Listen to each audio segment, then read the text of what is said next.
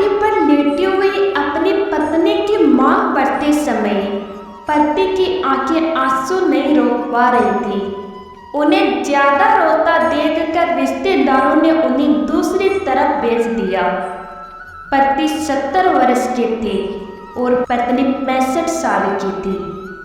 दोनों एक दूसरे से बहुत प्यार करते थे। पति अपनी पत्नी के बिना एक पल भी नहीं रह पाता था।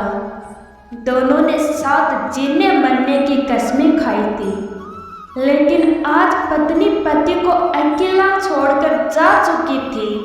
अब सभी पत्नी का शव शमशान घाट लेकर जा रहे थे और जाते जाते पति अपनी पत्नी के साथ बिताए पलों को याद करके खूब रो रहा था और ये सोचने लगा कि मेरी पत्नी मेरे कदम से कदम मिलाकर चलती थी और आज वह मुझे अकेला छोड़कर कैसे चली गई।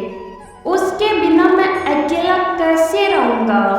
पति पत्नी से कहता है बेटे की शादी कर दे और बेटा भी दूर अपनी पत्नी के साथ रहता है। अब बताओ मैं किसके साथ रहूँगा। तुम्हें तो पता है ना कि मैं तुम्हारे बिना एक पल भी नहीं रह पाता। तुम हमेशा कहती थी मैं सुहागनी मरना चाहती हूँ और मेरे मरने के बाद मेरी मांग जरूर भरना। लो, मैंने तुम्हारी हर इच्छा पूरी कर दी। सोचते हुए पति अपनी पत्नी का चेहरा देखकर खूब रो रहा था।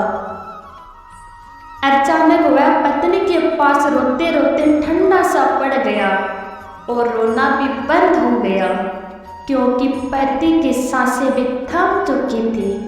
यह देखकर सभी लोग बहुत डर गए। तभी उनका बेटा उनके पास जाता है और कहता है उठो पापा उठो। लेकिन जब 5 से 7 बार कहने पर भी नहीं उठे तो उनके बेटे की चीख निकल गई और वह खूब रोने लगा।